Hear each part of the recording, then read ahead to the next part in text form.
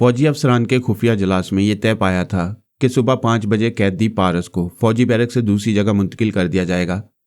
ये बात मुझे रात 2 बजे मालूम हुई। मैंने फैसला किया, अब 3 घंटों के लिए नहीं सोऊंगा। 5 बजे से पहले पारस के पास पहुंच जाऊंगा। इतना वक्त गुजारने के लिए मैं पारस अव्वल और जोजो के पास चला गया। उन दोनों के साथ जो कुछ हुआ वो मैं बयान कर चुका हूँ, लेकिन मामलात पेचीदा थे। पारस बुरी तरह जख्मी हो गया, जिंदगी और मौत की कशमकश में मुब्तला हो गया, इसलिए कैदी पारस की तरफ ध्यान न दे सका। जब शीबा और आमना पारस और जोजो बखैरियत एक गाड़ी में सफ़र करते हुए जाने लगे तो मैं मुतमईन होकर अपनी जगह हाजिर हो गया। उस वक्त सुबह के 6 बज रहे थे। पारस को मुंतकिल कराने का वक्त गुजर चुका था। मैंने फ़ौरन ही राजेश के दिमाग में पहुंचकर मालूम किया। वो बेचारे इस मामले में अनजान था। उसकी सोच ने बताया कि बैरक से चंद गैर मारूफ फौजी अफसरान आए थे। उन्होंने अपनी शनाख्त कराई, लेकिन जुबान से एक लफ्ज़ अदा नहीं किया। इस तरह वो एक गाड़ी में पारस को ले गए। शायद रसवंती भी उन अजनबी अफसरान के दिमाग तक पहुंचने में नाकाम रही थी। मैं पारस दोम के दिमाग में पहुंचा। वो एक छोटे से बंगले में था। उस वक्त बरामदे में खड़ा हुआ दूर तक देख रहा था। उसके जरिए पता चला बंगले के चारों तरफ जो दीवारें वो बहुत ऊंची हैं। बाहर से गुजरने वाले बंगले के अंदर देख नहीं सकते। वो हदबंदी लंबाई में तकरीबन 600 गज और चौड़ाई में 400 गज होगी। उसके चारों गोशों पर 4 ऊंचे मचान बने हुए थे, जिन पर 2-2 मुसल्ला जवान पहरा दे रहे थे। हदबंदी के अंदर बहुत खूबसूरत बागीचा था। तैरने के लिए स्विमिंग पूल था। बंगले में उसके साथ मोना सांची और फौज का एक जूनियर अफसर था, जो पारस की ज़रूरियात का ख्याल रखने के लिए मुकर्रर किया गया था। मोना सांची को हुक्म दिया गया था कि वही खाना पकाया करेगी और बंगले की सफाई किया करेगी। उसके और जूनियर ऑफिसर के सिवा किसी तीसरे को बंगले के अहाते में दाखिल होने की इजाज़त नहीं थी। मैंने ख्याल ख्वानी ख़त्म कर दी, आंखें खोल दी। मेरे सामने माला बैठी हुई थी। छत पर बिछी हुई चांदनी, उस पर रखे हुए गाँव तकिए, फलों से भरा हुआ थाल, दूध से भरा हुआ जग और गिलास, सबके सब वैसे ही रखे हुए थे। और वह बेचारी मेरे इंतजार में बैठे बैठे रात गुजार रही थी। मैंने आंखें खोलकर उसे देखा। उसने नजरें झुका लीं। झुकी हुई नजरों में बेपनाह शिकायतें थीं। वह जुबान से कुछ नहीं कह रही थी। उसने मोतिये का हार जूड़े में गूंद रखा था, जो मुरझा रहा था। वो जूड़ा खोलने लगी, हार को अलग करने लगी। फिर उसने मुरझाए हुए हार को दोनों हथेलियों पर रखकर मेरे सामने पेश किया। मैंने उसे उठाकर सूंघा, फिर कहा, इसमें रात भर के इंतजार की खुशबू है। मेरे साथ रहोगी तो ऐसा ही होगा। मैं इतना ही कह सकता हूं कि ये सूरज जिसने तुम्हारी अरमानों भरी रात को समेट लिया है, फिर डूब जाएगा, फिर रात आएगी। मैं कुछ और भी कहना चाहता था मगर चुप हो गया। सीढ़ी पर खट खट की आवाज़ सुनाई दी। माला ने चौंक कर उधर देखा। उसका अंधा बाप छड़ी टेकता हुआ ऊपर आ गया और पूछ रहा था, माला तुम कहाँ हो बेटी? वो घबरा कर उठ गई। हिचकिचाते हुए कहने लगी, डैड मैं यहाँ हूँ, यूं ही ताज़ा हवा खाने आई हूँ। मैं कब से तुम्हारा इंतजार कर रहा हूँ, आज तुमने बेटी लाकर नहीं दी। वो बोलता हुआ आगे बढ़ रहा था, फिर चौंक कर रुक गया। अपनी छड़ी से टटोलते हुए फर्श पर बिछी हुई दरी और चांदनी को महसूस करते हुए बोला, ये क्या, ये तो बिस्तर मालूम होता है। क्या तुम रात को यहाँ सो रही थी? जी हाँ, मैं गर्मी महसूस कर रही थी, लिहाजा ऊपर आ गई। वो अंधा खला में तक रहा था और सोच रहा था। फिर उसने पूछा, तुम्हारा वो मेहमान धनराज कहाँ है? मैं पहले उठकर खड़ा हो गया था, दबे कदमों जरा पीछे हट गया, क्योंकि वो बातें करता हुआ मेरी ही तरफ आ रहा था। वो मुझे पा न सका, लेकिन छड़ी ने फलों से भरे हुए थाल तक उसे पहुंचा दिया। उसने बैठकर फलों को छूकर देखा। टटोलने के दौरान उसका हाथ भरे हुए जग से लगा। उसने जग उठाया, उसे सूंघा और समझ लिया कि दूध है। उसका दिमाग चीख चीख कर कह रहा था, क्या इतने सारे फल माला अकेली खाएगी? क्या एक जग दूध तनहा पिएगी? नहीं, मेरी बेटी ऐसी तो नहीं है। मैं उस पर नाज करता हूँ। मैं दुनिया वालों से कहता हूँ अंधा हूँ तो क्या हुआ, मेरी आंखें मेरी बेटी है। उसने छड़ी को फिर मजबूती से पकड़ लिया, कहने लगा, नहीं, मेरी बेटी ऐसी नहीं हो सकती, मुझे उस पर यकीन करना चाहिए। वो सोचता हुआ छड़ी को इधर से उधर ले जाकर टटोलने के अंदाज में कुछ समझने की कोशिश करने लगा।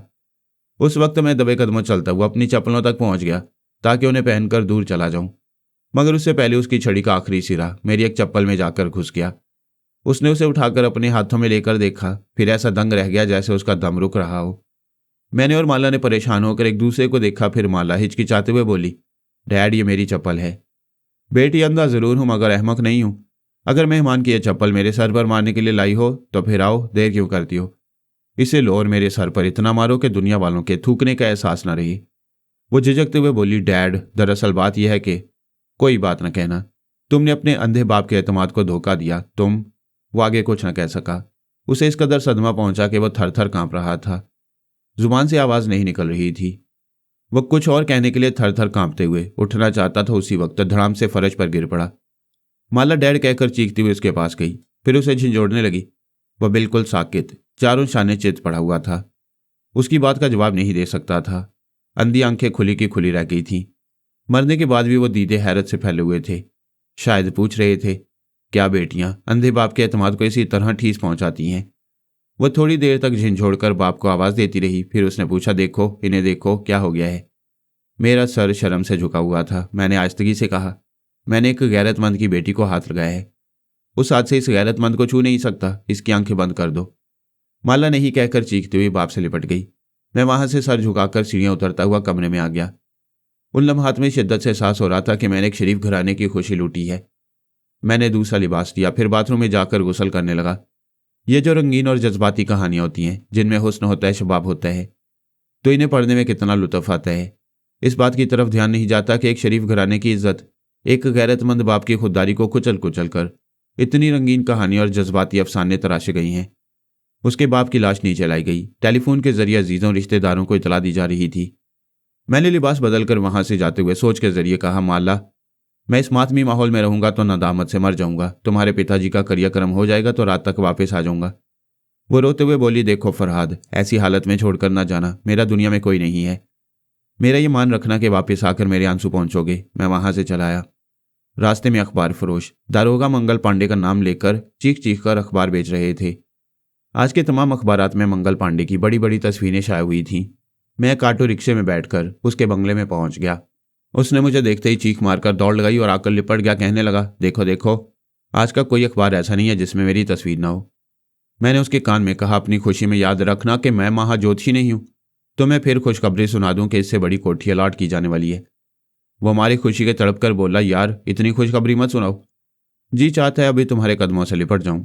हम दोनों एक दूसरे के गले में बाहें डाले अंदर आए। अंदर फर्श पर और बड़ी सी मेज पर अखबारात बिखरे पड़े थे। उसने एक सिपाही को हुक्म दिया कि तमाम अखबारात समेट कर तरतीब से रखे जाएं और हमारे लिए नाश्ता लाया जाए।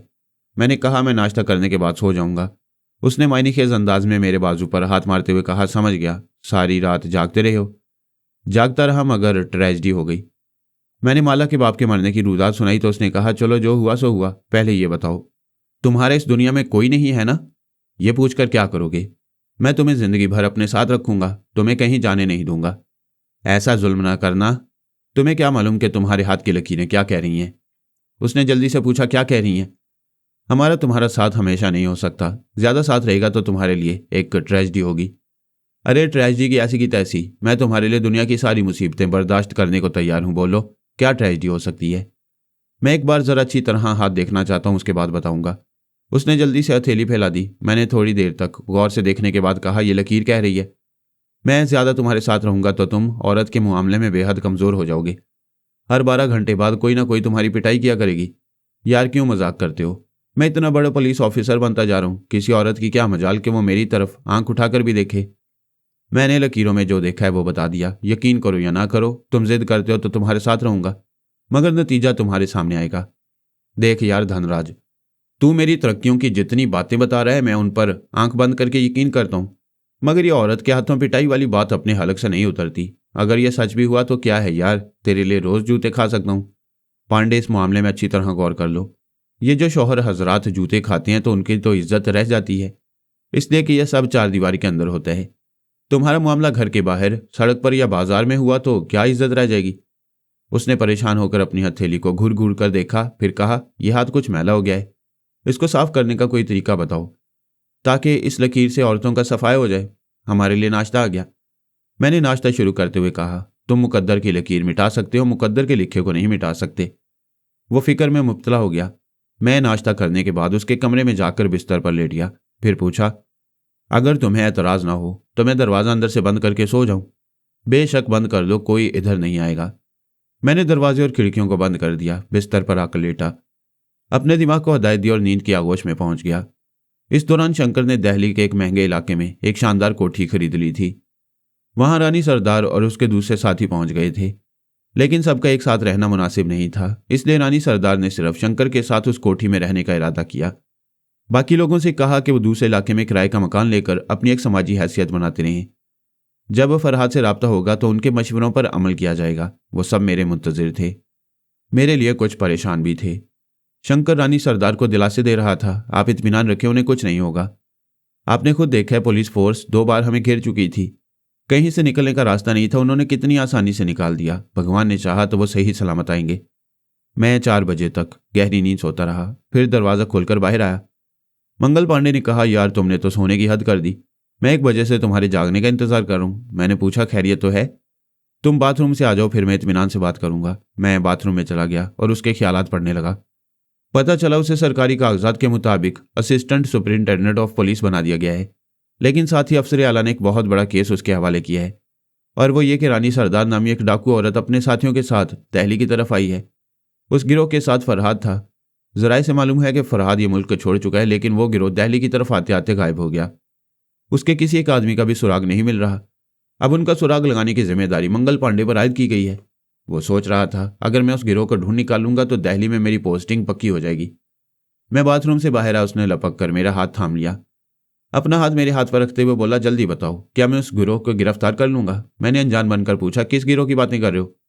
वो वही बातें बताने लगा जो मैं उसके दिमाग से पढ़ चुका था। मैंने उसके हाथ को बगौर देखते हुए जरा परेशानी का इजहार किया। उसने घबराकर जल्दी से पूछा, क्या बात है? मैंने बहुत ही मुर्दा दिली से कहा, तुम्हें कामयाबी होगी। अरे यार, तो रोते हुए क्यों बोल रहे हो? खुश होकर बोलो। खुश कैसे हो सकता हूं? कामयाबी के लिए वही शर्त है। कौन सी शर्त? यही कि हम दोनों को साथ रहना होगा। ये तो खुशी की बात है, मैं यही चाहता हूं, मगर साथ रहने से वही औरतों वाली ट्रेजेडी होगी। यानी कोई औरत मंगल पांडे जैसे दारोगा को मारेगी, जबकि मैं असिस्टेंट सुपरिटेंडेंट ऑफ पुलिस हूं। तुम चाहे सारी दुनिया पर हुकूमत करने लगो, लेकिन मेरे साथ रहोगे तो हर 12 घंटे में कोई ना कोई औरत तुम्हारी पिटाई करेगी। वो परेशान होकर बेख्तियार मुझसे दूर हो गया। मुझे सर से पांव तक देखते हुए कहने लगा, यकीन नहीं आता, मगर तुमने जितनी पेशन गोइयां की सब दुरुस्त साबित हुई। मैं क्या करूं, मेरी समझ में नहीं आता। सीधी सी बात है, कुछ दिनों के लिए मेरा साथ छोड़ दो। उस गिरोह को गिरफ्तार कैसे करूं? तुम साफ साफ कह दो, अभी तुम्हारी तबीयत ठीक नहीं है, बल्कि मेडिकल बुनियाद पर कुछ दिनों के लिए छुट्टी ले लो। नहीं, ये नहीं हो सकता। अभी मेरी तरक्की के गुण गाए जा रहे हैं, अखबारात मेरी तारीफें कर रहे हैं। मैं ऐसे में एक और कारनामा अंजाम दूंगा तो लोग मेरे दीवाने हो जाएंगे, मुझे कांधों पर बिठाकर जुलूस निकालेंगे। और वो जो हर 12 घंटे में औरतें तुम्हारा जुलूस निकालेंगी, उसका क्या होगा? वो परेशान होकर इधर से उधर टहलने लगा, फिर बोला, कोई बात नहीं, देखा जाएगा। मैं देखूंगा किस औरत में इतना दमखम है। मैं तुम्हें नहीं छोड़ूंगा। तुम मेरे साथ रहोगे और मैं उस गिरोह को गिरफ्तार करके दिखाऊंगा। अगर तुम जिद करते हो तो मैं साथ रहूंगा। अब जल्दी से बताओ, मैं उन्हें किस तरह गिरफ्तार कर सकता हूं? सीधी सी बात है, वही तरीका इख्तियार करो जो अब तक करते आए हो। यानी किसी मुजरिम का हाथ मुझे दिखा दो, मैं उनके गिरोह तक पहुंच जाऊंगा। मुझे कैसे मालूम होगा कि तुम्हें किसका हाथ दिखाना है? परेशान क्यों होते हो? वो हाथ तुम्हारे हाथों में आएंगे और तुम उनमें हथकड़ियां डालोगे। इसके लिए एक आसान काम करना होगा। मैं 1000 करूंगा, जल्दी बताओ। ऐसी तमाम फाइलों का मुतालिया करो जिनमें मुजरिम औरतें हैं और जो बड़ी बड़ी वारदात करती हैं। तुम वो फाइलें ले आओ, उनकी तस्वीरें भी मुझे दिखाओ, फिर हम वहां पहुंचने की कोशिश करेंगे। फाइलें दर्जनों होंगी, यहां लाना मुश्किल है, वो सब दफ्तरी राज होती हैं। वो राजी हो गया और उसी वक्त रिकॉर्ड रूम की तरफ चला गया। मैंने दरवाजे को अंदर से बंद किया, फिर एक कुर्सी पर बैठकर माला को मुखातिब किया। वो रिश्तेदारों के दरमियान सर झुकाए बैठी हुई थी। एक सादा सी साड़ी पहने हुए थी, बाल बिखरे हुए थे। उसे बाप के मरने का बेहद सदमा था। सदमा इस बात का ज्यादा था कि बाप की मौत उसकी वजह से हुई है। वो खुद को एक मुजरिम समझ रही थी। मेरे मुखातिब करने पर दिल में हल्की सी खुशी की एक लहर पैदा हुई, फिर वो लहर दब गई। सदमात ने घेर लिया।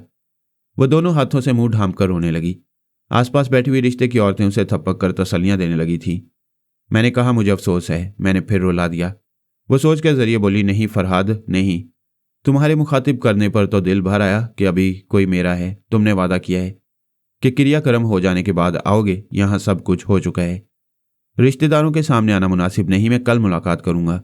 मैं बहुत टूट गई हूं, किसी का सहारा चाहती हूं, और वो सहारा तुम्हारा ही हो सकता है। तुम यहां नहीं आ सकते। मैं तुम्हारे पास आऊंगी। तुम कहाँ हो?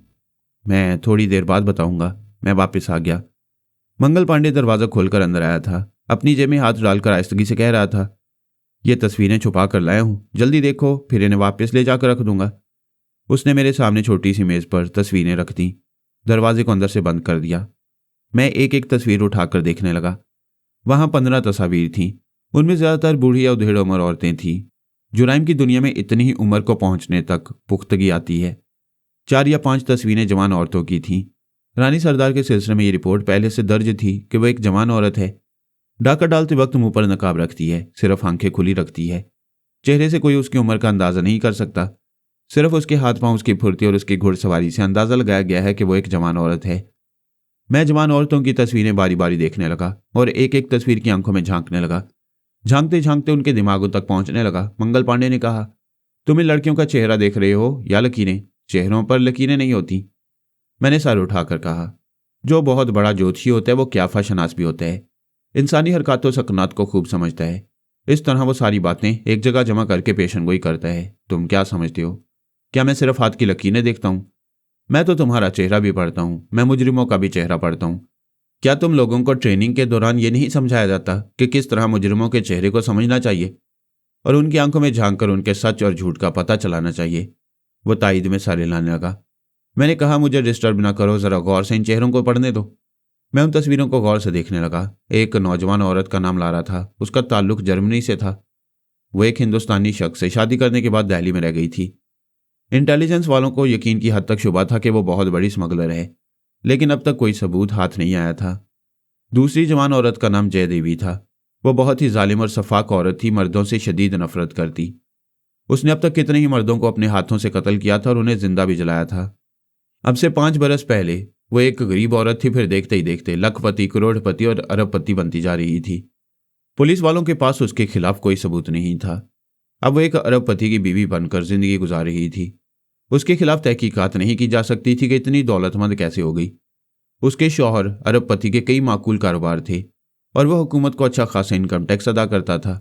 लिहाजा जया देवी के खिलाफ जितनी रिपोर्ट्स थी सबको उसकी तस्वीर के साथ एक फाइल बनाकर रख दिया गया ताकि वह तमाम रिपोर्ट्स किसी वक्त काम आ सकें। जहां तक एक अरबपति शौहर के साथ जिंदगी गुजारने का ताल्लुक है, वो महज एक ड्रामा था।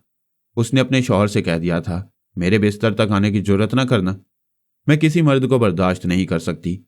अगर तुमने मर्दानगी दिखाने की हमाकत की तो अरबों की दौलत भी हाथ से जाएगी और तुम्हारी जिंदगी भी। दौलत तो फिर भी हाथ आ जाएगी, जिंदगी वापस नहीं आएगी। मैंने तमाम तस्वीरें देते हुए कहा, इन्हें वापस रख कर आओ, हम यहां से चलते हैं, मेरी समझ में कुछ कुछ आ रहा है। वो खुश होकर चला गया। मैं जय देवी के ख्यालात पढ़ने लगा। एक बात हमारे हक में यह थी कि वो भी शिमला गई हुई थी और कल ही दिल्ली वापस आई थी। मैंने रानी सरदार के दिमाग में पहुंचकर पूछा, मैंने होटल में अपना लिबास उतारकर धोती और कमीज पहनी थी। मेरा उतारा हुआ लिबास यानी पतलून और शर्ट कहाँ है? वो मुस्कुराते हुए बोली, मेरे पास है, मैं उसे हिफाजत से रखती हूँ। मैं एक पता बता रहा हूँ, लिबास लेकर उधर चली आना, मगर अब से ठीक 2 घंटे बाद। मैंने उसे पता बता दिया। यूं तो उस लिबास के बगैर भी काम चल सकता था, लेकिन पुलिस वाले और इंटेलिजेंस वाले भरपूर तहकीकात कर रहे थे। हमने जहां से मलबूसात और दूसरी जरूरियात की चीजें खरीदी, वहां के एक स्टोर से ये रिपोर्ट मिली थी कि पहनने के लिए किस किस्म के लिबास खरीदे गए थे। चूंकि रानी सरदार के तमाम आदमी धोती कमीज या पजामा कुर्ता पहनते थे, इसलिए खास तौर से पतलून और शर्ट पर ज्यादा तवज्जो दी गई। वो एक ही शख्स के लिए खरीदी गई थी और वो मैं था। पतलून और शर्ट के सिलसिले में दुकानदार ने कहा कि एक ब्लू पतलून और एक ऑफ वाइट शर्ट थी, दूसरी एक लाइट ऑरेंज शर्ट और ग्रे कलर की पतलून। लिहाजा यही लिबास जया देवी के घर में पहुंचाना चाहता था।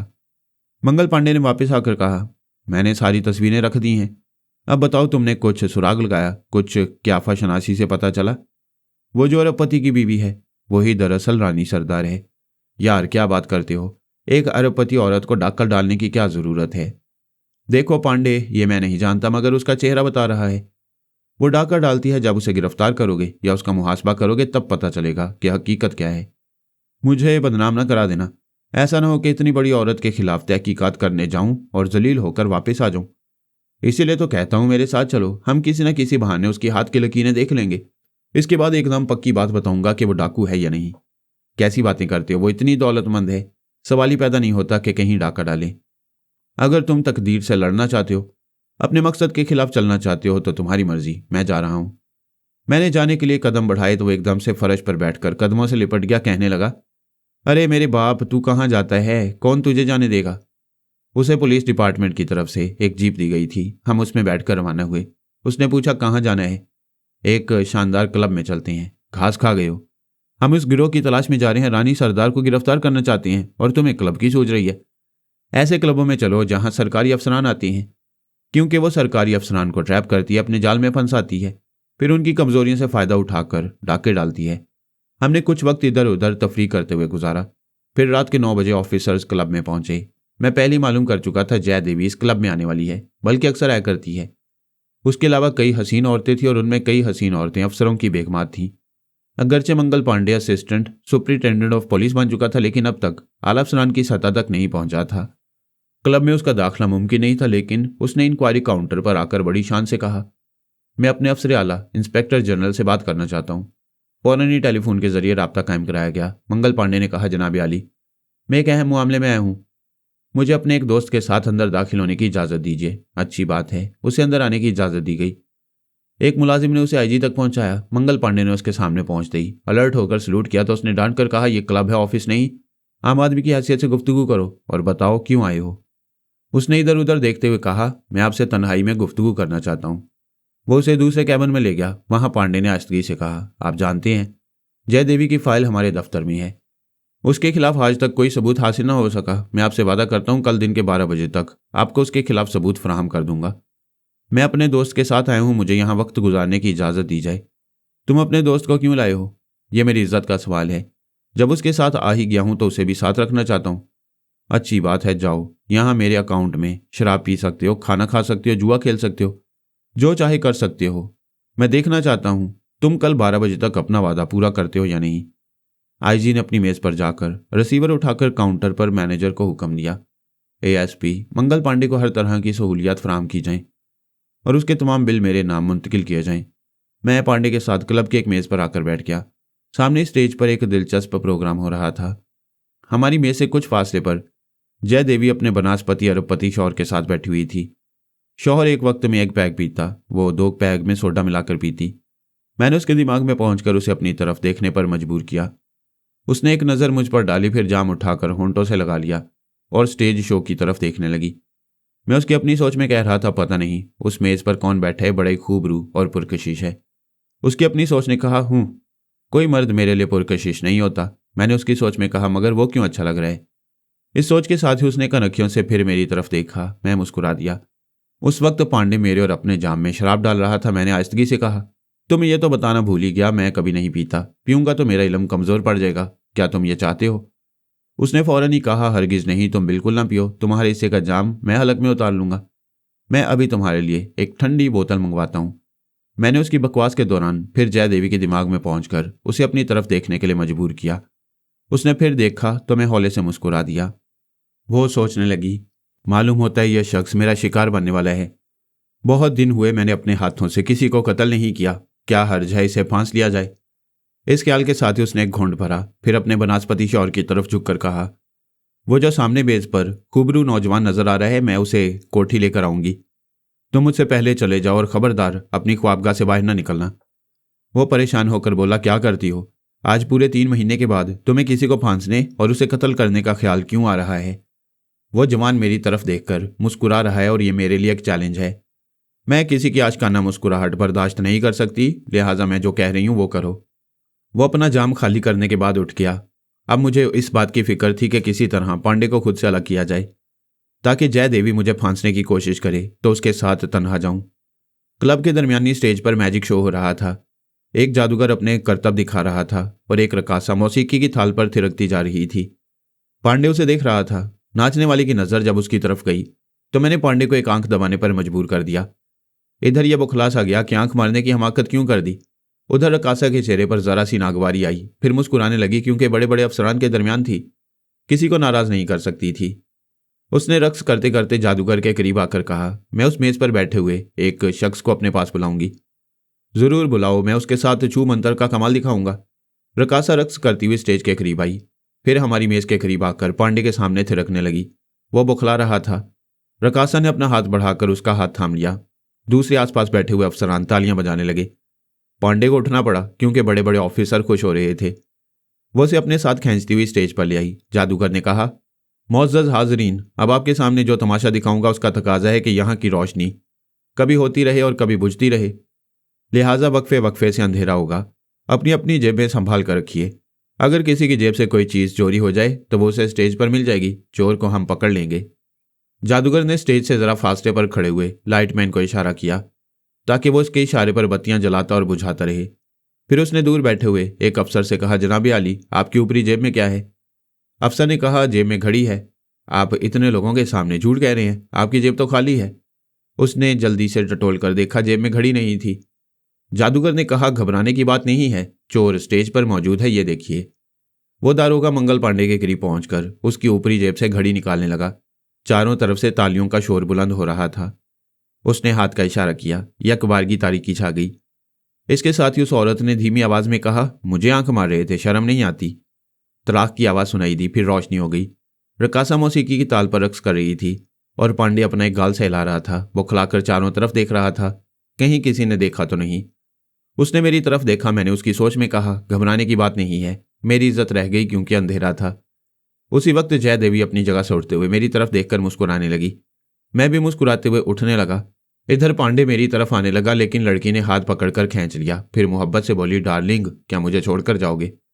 उसने कहा, सॉरी, मुझे काम है, जाने दो। जादूगर ने कहा, जनाब, आपसे बड़े बड़े ऑफिसर यहां मौजूद हैं। अगर वो इस बात की इजाजत दें तो आप यहां से जा सकते हैं, लेकिन इजाजत कैसे मिलेगी जबकि सामने बैठी हुई खातून के पर्स से एक लिपस्टिक गायब है? मंगल पांडे परेशान होकर जल्दी जल्दी जेब में टटोलने लगा। फिर मुतमईन होकर बोला, देख लीजिए, मेरे पास नहीं है। जी हां, आप ही के पास है। हाजरीन, आप देखें कि इनके पास वो लिपस्टिक कैसे निकलती है। जादूगर ने आकर पांडे के मुंह पर हाथ रखा, फिर कहा, भाई जरा सा मुंह खोलो। हाँ शाबाश, मुंह खोलो। उस औरत ने रक्स करते हुए कहा, मुंह ऐसे नहीं खुलेगा बल्कि ऐसे खुलेगा। उसने रक्स करते हुए पांडे की गर्दन पर एक हाथ जमाया तो मुंह खुल गया। इसके साथ ही लिपस्टिक बाहर आ गई। चारों तरफ से तालियों का शोर गूंजने लगा। फिर तारीकी छा गई और तड़ाक की दूसरी आवाज सुनाई दी। उस वक्त तक मैं क्लब से बाहर पार्किंग एरिया में आ गया। जय देवी कार के पास खड़ी मेरा इंतजार कर रही थी। मैंने कहा, हेलो, क्या मैं तुमसे तारुफ हासिल कर सकता हूं? वो एक अदाए नाज से मुस्कुराते हुए बोली, मेरा ख्याल है हम कार में बैठकर तारुफ हासिल करेंगे। मैं दूसरी तरफ से घूमकर कार में आया, फिर स्टीयरिंग सीट के पास बैठ गया। वो कार स्टार्ट करके पार्किंग एरिया से निकलती हुई मेन रोड पर आ गई। मैंने कहा, मुझे धनराज कहते हैं। वो खुश्क लहजे में बोली, कहते होंगे, मैं ज्यादा बातें पसंद नहीं करती, चुपचाप चलो। चुपचाप चलना मेरे हक में बेहतर था। मैं ये मालूम करना चाहता था कि एक अरबपति उससे इतना दबता क्यों है। यकीनन उसकी कमजोरियां जय देवी के हाथ में थीं। अब से 2 बरस पहले अरबपति दिलपत राय की बीवी ने खुदकुशी कर ली थी। एक बड़े पुलिस अफसर ने उसकी इज्जत लूटी थी। दिलपत राय अपनी बेइंतहा दौलत से बड़े बड़े अफसरान को खरीद सकता था, लेकिन अपनी बेइज्जती का बदला नहीं ले सकता था। इस मकसद के लिए उसने किराए के कातिल की खिदमत हासिल की। यह उसकी बदकिस्मती थी कि किराए का कातिल जय देवी का खास आदमी था। उस कातिल का नाम गरधारी लाल था। उसकी और अरबपति दिलपत राय की गुफ्तगू एक कैसेट में रिकॉर्ड हो गई कि किस तरह दिलपत राय ने उसे 10,000 रुपये एक पुलिस अफसर को कत्ल करने के लिए दिए और वादा किया कि कत्ल के बाद मजीद 10,000 दिए जाएंगे। इसके बाद तय पाया, जैसे ही पुलिस अफसर का कत्ल होगा, दिलपत राय को जाए वारदात पर आना होगा और वहीं रकम की अदायगी करना होगी। वह इंतकाम की आग में सुलग रहा था। उसे अपनी बीवी की मौत का बेहद सदमा था। वो राजी हो गया। फिर एक दोपहर टेलीफोन पर गरधारी ने कहा, सेठ जी, आप 10,000 लेकर कोठी से बाहर आए, हमारा आदमी इंतजार कर रहा है। आपका काम हो चुका है। अगर आप चाहें तो अपने इत्मीनान के लिए दुश्मन को मुर्दा देख सकते हैं। मैं वहां नहीं होऊंगा, अलबत्ता रकम लेकर आ रहा हूं। दिलपत राय रकम लेकर अपनी कार में बैठकर कोठी से तकरीबन 2 फर्लांग के फासले पर आया, जहां उसका इंतजार हो रहा था। कार रुकते ही 2 शख्स पिछली सीट का दरवाजा खोलकर बैठ गए। एक ने रिवॉल्वर की नाल गर्दन से लगाते हुए कहा, चुपचाप चलो और जहां उस अफसर को कत्ल किया गया उसे अपनी आंखों से देख लो। वो घबरा कर बोला, इसकी क्या जरूरत है, मैं रकम दे रहा हूं।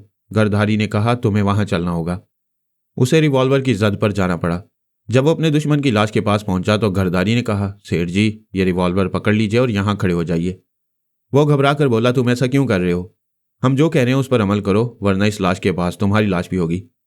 चारों तरफ से गरधारी के आदमियों ने रिवॉल्वर दिखाने शुरू कर दिए। दिलपत राय ने मजबूर होकर गरधारी से वो रिवॉल्वर ले लिया जो खाली था। गरधारी और उसके आदमी बाहर चले गए, लेकिन गरधारी की आवाज़ सुनाई दे रही थी, दिलपत राय, तुम हाथ में रिवॉल्वर लिया से घबरा रहे हो जैसे तुमने इसे कत्ल किया है। वह सचमुच सहमा हुआ था, चारों तरफ घबराई हुई नजरों से दिख रहा था। फिर उसने रिवॉल्वर को देखा और सहम कर उसे लाश के पास फेंक दिया। वहां से दौड़ता हुआ दरवाजे के पास आ गया। उसका ख्याल था दरवाजा बंद होगा, उसे बाहर जाने की इजाजत नहीं मिलेगी, लेकिन दरवाजा खुला हुआ था। वह दौड़ता हुआ इस मकान से बाहर आया। कोई उसे रोकने वाला नहीं था। सामने उसकी कार खड़ी हुई थी। वह उसमें बैठ गया और तेजी से ड्राइव करता हुआ अपने घर चला आया। बाद में पता चला कि उस लाश के पास रिवॉल्वर के साथ उसकी वीडियो फिल्म तैयार कर ली गई थी। मैंने शंकर को मुखातिब किया, फिर उससे पूछा, क्या जय देवी को जानते हो? उसने इनकार किया। मैंने कहा, तुम लोग जंगल में रहकर डाके डालते हो और ये शहर में बड़े बड़े हाथ मारती है, बड़े बड़े लोगों को ब्लैकमेल करती है, उनके कुछ राज एक जगह छुपा कर रखती है। तुम गाड़ी लेकर कूचाए दरवेशा में जाओ, वहां तुम्हें एक ऐसा मकान मिलेगा जिसका दरवाजा सब्ज रंग का है। दरवाजे के साथ वाली दीवार पर 422/2 लिखा हुआ है। उस मकान के एक कमरे में लकड़ी का बहुत बड़ा संदूक है। उस संदूक के अंदर जितने ब्रीफकेस और अटैची वगैरह हैं सब उठा कर ले आओ। शंकर ने पूछा, मकान में कितने लोग हैं? वहां जया देवी का खास आदमी करधारी रहता है।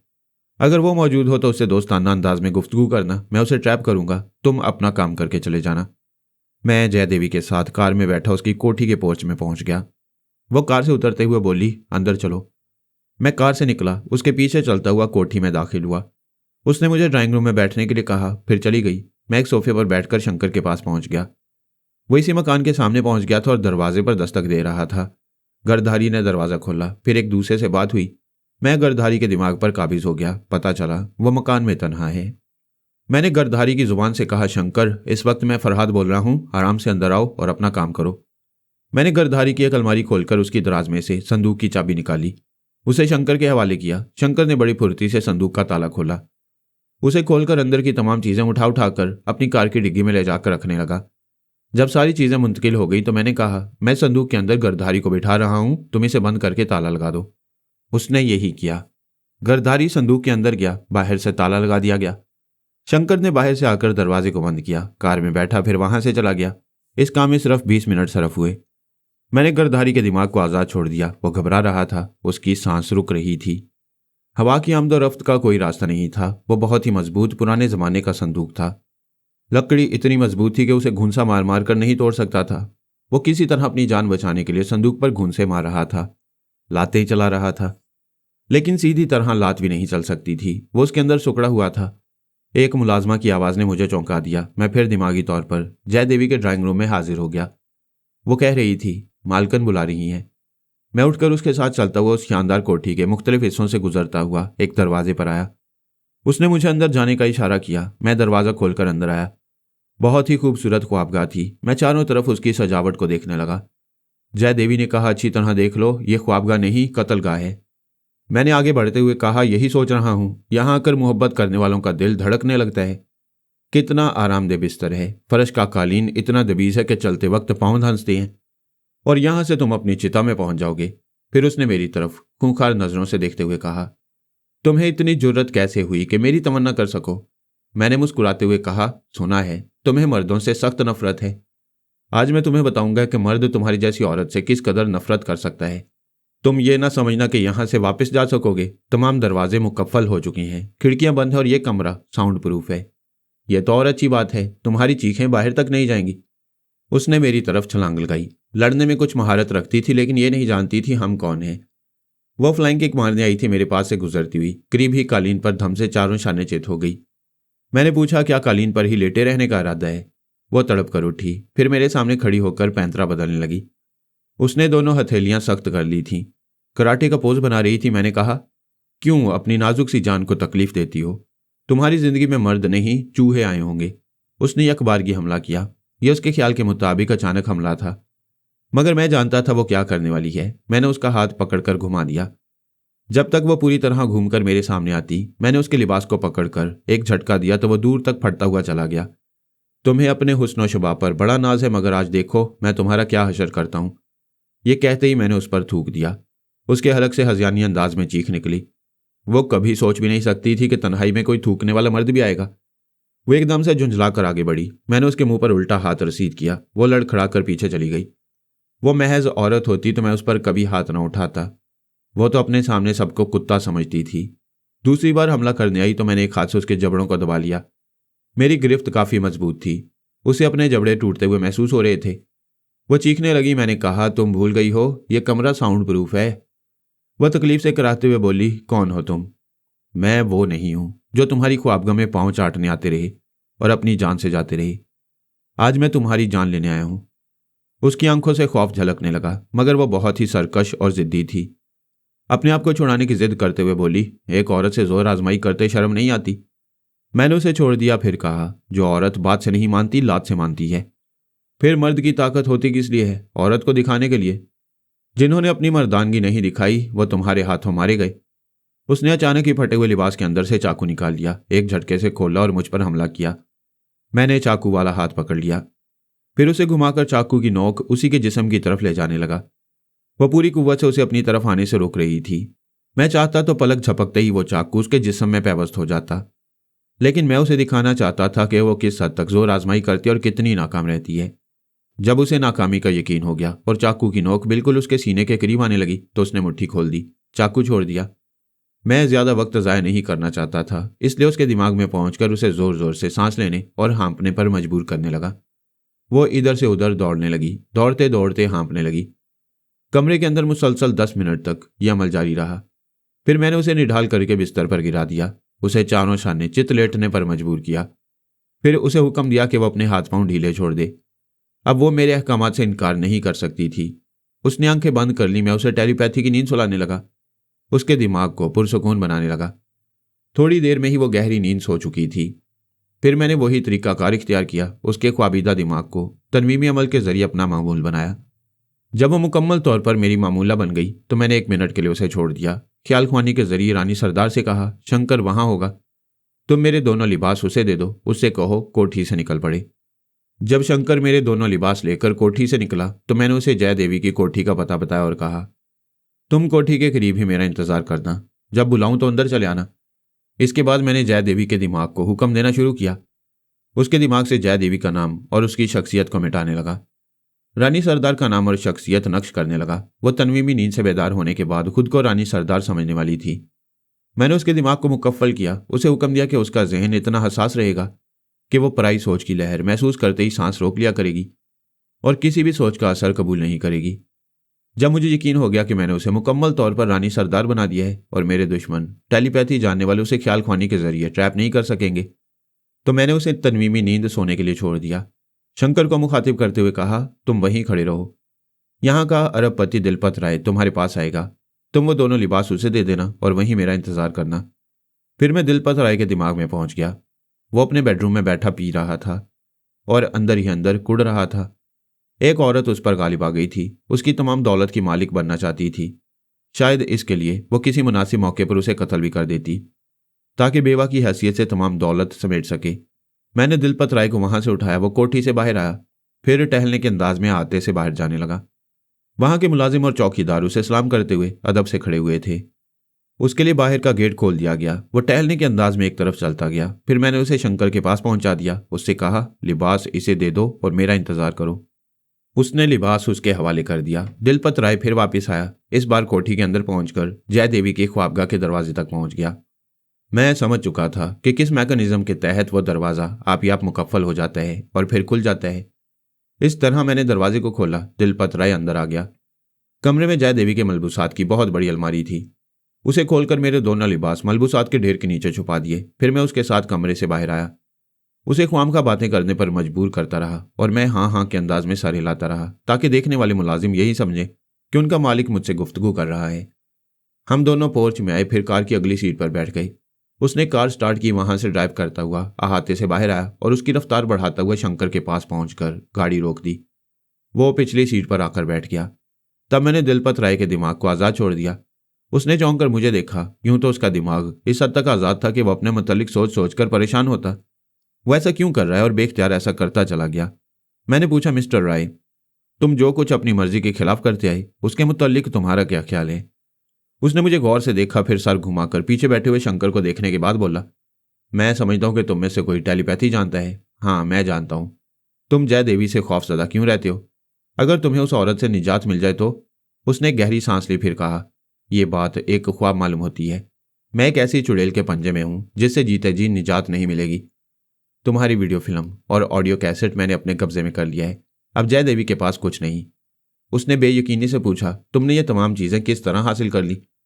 उसके दिमाग से मालूम हो गया कि उसने ये चीजें कहाँ छुपा कर रखी हैं और जहां छुपा कर रखी थी वहां से मैंने चुरा ली।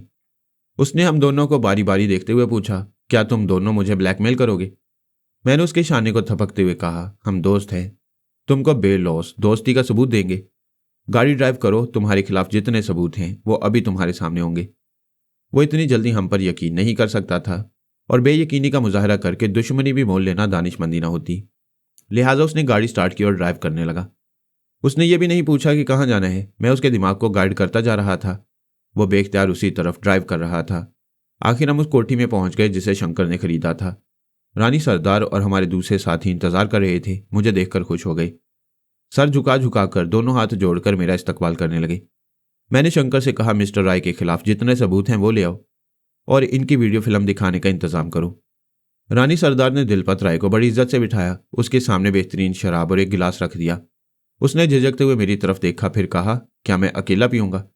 मैंने कहा, मैं नहीं पीता और मेरा लिहाज करते हुए मेरा कोई साथी भी इसे हाथ नहीं लगाता। अगर तुम्हें शुबा है कि इसमें कुछ मिला हुआ है तो हरगिज ना पियो। वो हंसते हुए बोला, मैं शुबा नहीं कर रहा। जब यहां तक आ गया हूं तो डरने के लिए और क्या रह गया है? मिस्टर रॉय, जयदेवी को तुम भी पसंद नहीं करते और हम भी नहीं करते। हम उसे रानी सरदार के केस में फांसना चाहते हैं। मैंने उसे समझाया कि किस तरह तनवीमी अमल के जरिए उसे रानी सरदार बना दिया गया है। कल सुबह वो बेदार होगी तो खुद को रानी सरदार समझेगी। जयदेवी की शख्सियत उसके अंदर से खत्म हो चुकी है। वो हैरानी से मेरी बातें सुन रहा था और यकीन करता जा रहा था कि टेलीपैथी और तनवीमी अमल के जरिए ऐसे तमाशे हो सकते हैं। मिस्टर दिलपत रॉय, कल से यह तमाशा अपनी आंखों से देखोगे और तुम भी उसके एक किरदार रहोगे। तुम जयदेवी के खिलाफ जो कुछ उगल सकते हो इसकी तुम्हें पूरी आज़ादी होगी, क्योंकि वो तुम्हारे खिलाफ कोई सबूत पेश नहीं कर सकेगी। थोड़ी देर बाद शंकर ने कहा, अगर मिस्टर रॉय हमारे बेडरूम में आना पसंद करें तो हम इनकी वीडियो फिल्म दिखाएंगे।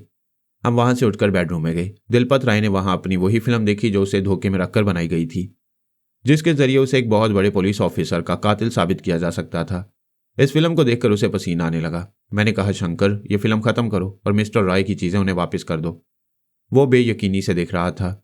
उसे ऑडियो कैसेट भी सुनाया गया जिसमें वो गर्दारी से एक पुलिस ऑफिसर के कत्ल का सौदा कर रहा था। ये सारी चीजें जब उसके हाथों में पहुंच गईं तो वो खुशी से कांप रहा था। मुझे और मेरे तमाम साथियों को एहसानमंदी से देख रहा था और कहता जा रहा था, मुझसे कुछ मांगो, मुझसे कुछ काम लो, बोलो क्या चाहते हो। मैं अपनी तिजोरी का मुंह खोल दूंगा। मैं अपने तमाम जरा इस्तेमाल करूंगा और तुम्हारा कोई बड़े से बड़ा काम करा दूंगा। मैंने कहा, अगर तुम टेलीपैथी के सिलसिले में अपनी जुबान बंद रखोगे, किसी से हमारे बारे में जिक्र नहीं करोगे, तो इससे ज्यादा दोस्ती का सबूत और कोई नहीं होगा। मैं टेलीपैथी जानने वाले की हैसियत से खुद को जाहिर करना नहीं चाहता। उसने कहा, यह तो बहुत मामूली सी बात है। मैं कसम खाकर कहता हूं ये राज मेरे अंदर से कोई नहीं उगलवा सकेगा। लेकिन मेरी समझ में नहीं आता आप मुझ पर इतनी मेहरबानियां क्यों कर रही हैं। हमारी तो कोई दोस्ती नहीं और कोई शनासाई नहीं। मिस्टर रॉय, इंसान थोड़ा सा खुदगर्ज जरूर होता है। हमारी गर्ज यही है कि हम जयदेवी को कानून के हवाले कर दें। दिलपत रॉय ने कहा, यह तो मेरे दिल की बात है। मैं इस सिलसिले में हर मुमकिन ताउन करूंगा और उसके खिलाफ बयानात दूंगा। अब तो मुझे किसी का डर नहीं है। कल तक police officer ASP Mangal Pandey घर की तलाशी और जयदेवी की गिरफ्तारी का वारंट लेकर आएगा। वो मेरा दोस्त है, लेकिन वो भी मेरी टेलीपैथी के मुतल्लिक कुछ नहीं जानता। आप उससे हरगिज मेरे बारे में कोई जिक्र न करें। मंगल पांडे को भी ये मालूम नहीं होना चाहिए कि आज रात हमारी मुलाकात हो चुकी है और मैं कभी आपकी कोठी में आया था। आपके 2-4 मुलाजमों ने देखा है। मैं कोशिश यही करूंगा कि कभी आपकी कोठी का रुख ना करूं। मैं अपने मुलाजमों को हुक्म दूं तो वह तुम्हारे बारे में किसी के सामने जुबान नहीं खोलेंगे, लेकिन मैं इसे मुनासिब नहीं समझता। जब तुम एक बार मेरे यहां आ चुके हो तो मेरी एक बात मान लो। आप क्या चाहती हैं? तुम मेरे बेटे बन जाओ। मैं बयान दूंगा कि तुम मेरे मरहूम दोस्त के बेटे हो। 6-7 बरस बाद अचानक मुलाकात हो गई। तुम रात मेरे यहाँ आए। उसके बाद मैंने अपने यहाँ से जाने की इजाज़त नहीं दी। मैंने मुस्कुरा कर कहा, यह आपकी मोहब्बत है कि मुझे बेटा समझते हैं। मैं आइंदा एक बुजुर्ग की हैसियत से आपकी इज्जत करूंगा। एक बात याद रखिए, आप अरबपति हैं, लेकिन मेरे पास कितनी दौलत है उसका कोई शुमार नहीं कर सकता। दुनिया के एक सिरे से दूसरे सिरे तक जितने अरबपति और खरबपति हैं, उनकी दौलत पलक झपकते ही मेरे कदमों में आ सकती है। लेकिन हमारे दरमियान दौलत का नहीं, सिर्फ मोहब्बत का रिश्ता होगा। तुम जो चाहोगे वही होगा। मैं इसी लम्हे से आपको अंकल कहूंगा और आपसे यह पूछूंगा कि इन सबूत का क्या कर रही हैं। ज़ाहिर उन्हें तबाह कर दिया जाएगा, तो फिर देर की इस बात की, यहीं उन्हें आग लगा दें। वो हमारे साथ किचन में आया, फिर अपने हाथों से ऑडियो और वीडियो दोनों कैसेटों को आग लगा दी। इसके बाद हमसे रुखसत हुआ। उसके जाने के बाद शंकर ने कहा, गर्दारी के संदूक से जो माल लेकर आया हूं उसमें ज़रूरी दस्तावेजात और दूसरों के खिलाफ बहुत से जुराइम के सबूत हैं। उनके जरिए जयदेवी दूसरों को ब्लैकमेल करती होगी। सिर्फ 2 ब्रीफकेस ऐसे हैं जिनमें ज़रूरी कागजात हैं, वरना बाकी अटैची वगैरह में हीरे जवाहरात, अमरीकी डॉलर और ब्रिटिश पाउंड वगैरह की गड्डियां भरी हुई हैं। फिर क्या है, ऐश करो, ये सब माल तुम लोगों का है। रानी सरदार ने हैरानी से कहा, फरहाद तुम कितने सखी दाना हो। इतनी दौलत देखकर तो बाप बेटे का और भाई भाई का खून कर देता है, और तुम ये सब कुछ हम में बांट रहे हो। तुम सब मेरे अपने हो। मुझे किस चीज़ की कमी है कि मैं इसमें से कुछ अपने लिए रखूंगा। हाँ, ये जान लो कि मैं अपने लिए क्या रखना चाहता हूँ। सबने मेरी तरफ सवालिया नजरों से देखा। मैंने मुस्कुराते हुए कहा, मैं अपने लिए तुम सबको समेट कर रखना चाहता हूँ। वो सब मेरे पास आकर झुकने लगे। मैंने सबको रोका तो वो मुझसे आकर लिपट गई। माला मेरा इंतजार कर रही थी। मैंने उसके पास पहुंचकर कहा, मैं मसरूफ था, जल्द नहीं आ सका। अब रात बहुत हो गई है, आराम से सो जाओ, कल मुलाकात होगी। मैं सो नहीं सकूंगी, थोड़ी देर के लिए तुम्हारे पास आऊंगी। तुम्हारे यहाँ रिश्तेदारों की भीड़ है, ऐसे में इतनी रात को घर से निकलना दानिशमंदी नहीं। वह शोक मनाने के अंदाज में फर्श पर बैठी हुई थी। मैंने पूछा, तुमने कुछ खाया है? वो चुप रही। मैंने मालूम कर लिया वह सुबह से भूखी थी। मैं उसे मनाता तो घंटों लग जाती, ना वो खाती और ना ही सोना चाहती। मुझसे मिले बगैर उसे नींद कभी ना आती, लिहाजा मैं उसके दिमाग पर काबिज हो गया। उसे किचन की तरफ ले गया। आज इस घर में चूल्हा नहीं जला था। बाहर से खाने का कुछ सामान आ गया था। रिश्तेदार थोड़ा बहुत खा रहे थे। माला को देखकर फौरन उसके लिए एक प्लेट में कुछ निकाला और उसकी तरफ बढ़ा दिया। वो चुपचाप खाने लगी। फिर पानी पीने के बाद अपने बेडरूम में आई, दरवाजे को अंदर से बंद किया, पलंग पर आकर आराम से लेट गई। इसके बाद आंखें बंद कर ली। चंद सेकंड के बाद ही वो गहरी नींद में थी। मैं उसके दिमाग से वापस आ गया। अब मंगल पांडे की सुनिए। वो बेचारा 2-4 तमाचे खाने के बाद क्लब से बाहर निकला। उसकी समझ में नहीं आया कि वहां हाजरीन ने उसे तमाचे खाते हुए देखा था या सिर्फ जादुई कमालात पर तालियां बजा रहे थे। चूंकि उसने तमाचे खाए थे और इंसल्ट महसूस कर रहा था, इसीलिए यही समझ में आ रहा था कि उसे बार बार तमाचे पड़ने पर बार बार तालियां बजाई गई थी। वो बदहवासी में भागता हुआ दूर तक चला गया, फिर एक जगह खड़ा होकर हाँफने लगा। जब उसे इत्मीनान हो गया कि बहुत दूर चला है और वह तमाचे मारने वाली भी दूर हो चुकी है, तब उसने आसमान की तरफ देखते हुए कहा, ऐ भगवान, मेरे पास भेजने के लिए तुझे यही एक ज्योतिषी मिला था। मैं तेरे आगे हाथ जोड़ता हूं, या तो हाथ की लकीरें बदल दे या ज्योतिषी बदल दे। ऐसा कहते वक्त उसे याद आया कि वो मुझे क्लब में छोड़ आया है। फिर याद आया, नहीं, धनराज जयदेवी के साथ गया है। अजीब बेहुदा ज्योतिषी है, मुझे मार खाने के लिए छोड़ गया है। फिर उसे याद आया कि वो बदहवासी में दौड़ता हुआ यहां तक आ गया है और अपनी जीप क्लब के हाथे में छोड़ दी है। अब धनराज को तलाश करने के लिए जीप में ही जाना होगा। ये सोचकर वो क्लब की तरफ जाने लगा, लेकिन डरता भी जा रहा था। वो रक्स करने वाली निगाहों के सामने घूम रही थी। फिर उसके दिमाग में ये बात आई, ये तो हो चुका है, 12 घंटे में एक बार किसी औरत से मार खाने वाली बात है। हाथ की लकीरें यही कहती है, यानी अभी मुझे तमाचे खाए हुए सिर्फ आधा घंटा गुजरा है। 11.5 घंटे तक कोई कमबख्त मुझे नहीं मार सकेगा। मुझे डरना नहीं चाहिए। वो क्लब में पहुंचा, वहां से अपनी जीप में बैठकर जयदेवी के घर के सामने आया, लेकिन अंदर जाने का हौसला नहीं हुआ। दिमाग में बात आई कि जयदेवी भी एक औरत है। हो सकता है इतनी देर में हाथ की लकीर कुछ बदलकर दूसरी औरत का भी जिक्र कर रही हो, जिसे वो पढ़ नहीं सकता। अगर धनराज होता तो उसे बता देता कि जयदेवी से दूर रहना चाहिए या कोठी में दाखिल होना चाहिए। वह थोड़ी देर तक शशोपंज में रहा, फिर वहां से जीप दौड़ाता हुआ माला की तरफ आया। उसने सोचा माला से मेरे मुतालिक पूछेगा और वहीं से जयदेवी के यहाँ फोन करके मुझसे गुफ्तगू करेगा। लेकिन उसकी कोठी के सामने पहुंचकर खोपड़ी में बात आई, माला भी तो एक औरत है। आह, धनराज कहाँ है? मेरे हाथ की लकीरें देखकर इतना ही बता देता कि माला के पास भी जाना चाहिए या नहीं। आखिर वो अपने हेडक्वार्टर के नए बंगले में आ गया। उसका ख्याल था धनराज माला के यहाँ मातमी माहौल में नहीं जाएगा, उसी के पास नए बंगले में आएगा। तब वो पहली फुर्सत में अपना हाथ दिखाकर यकीन करेगा कि 12 घंटे में सिर्फ एक ही औरत लिखी गई है या 2-4 औरतें उसकी इज्जत उतारेंगी। मैं रात के 2 बजे उसके पास पहुंचा। वो नींद से हड़बड़ा कर उठा, दरवाजा खोलते हुए बोला, धनराज जल्दी करो। मैंने अंदर आते हुए पूछा, तुम इतने घबराए हुए क्यों हो? उसने दरवाजे को बंद किया, कमरे के दोनों बल्ब रोशन किए, फिर मेरी तरफ हथेली बढ़ा दी। मेरे भाई, तुम किस क्यामत के ज्योतिषी हो? जो कहते हो वही होता है। वो मुझे 3 तमांचे मार चुकी थी, चौथा मारने वाली थी कि मैं अंधेरे से फायदा उठाकर भाग निकला। भगवान के लिए मेरा हाथ देखो और बताओ, मुकद्दर की वो बला टल गई है या नहीं? मैं पहले ही बता चुका हूं, जब तक साथ रहूंगा हर 12 घंटे के अंदर कोई ना कोई औरत तुम्हें किसी न किसी बहाने 2-4 हाथ दिखाएगी। हो सकता है अपने पांव से जूती भी निकाल ले। वो एकदम से चौंक कर पीछे हटा, फिर अकड़ कर बोला, खबरदार मेरी इंसल्ट ना करना। क्या मैं इतना गया गुजरा हूं कि औरत के जूते खाऊंगा? मैं उसकी गर्दन मरोड़ कर रख दूंगा। तुम अपनी तकदीर की गर्दन नहीं मरोड़ सकते। वो बड़ी तकलीफ से कराते हुए बोला, तुम कब तक मेरे साथ रहोगे? कब तक ये 12 घंटों का चक्कर चलता रहेगा? मैं कल चला जाऊंगा, तुम पर से ये बलाएं टल जाएंगी। उसने आगे बढ़कर मेरे बाजू को मजबूती से पकड़ लिया। हरगिज नहीं, मैं तुम्हें कभी नहीं जाने दूंगा। उन बलाओं का क्या करोगे? अगर ऐसे ही मार खाते वक्त अंधेरा हो जाया करे तो बर्दाश्त करने की कोशिश करूंगा, मगर तुम्हें जाने नहीं दूंगा। अच्छा ये बताओ, तुम जयदेवी के साथ गए थे? हाँ गया था। क्या तुमने उसकी हाथ की लकीरें देखी? हाँ देख ली। उस औरत की लकीरें भी तुम्हें याद कर रही हैं?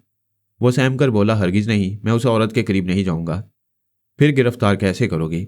उसने पूछा, क्या कुछ सुराग मिला? मगर अभी से बताऊंगा तो उसे गिरफ्तार करने दौड़ पड़ोगे और नाकाम रहोगे। वो बड़े बड़े जराए की मालिक है, अपने बचाव के इंतजाम कर लेगी, लिहाजा उसकी कोठी की तलाशी और उसकी गिरफ्तारी का वारंट हासिल करो।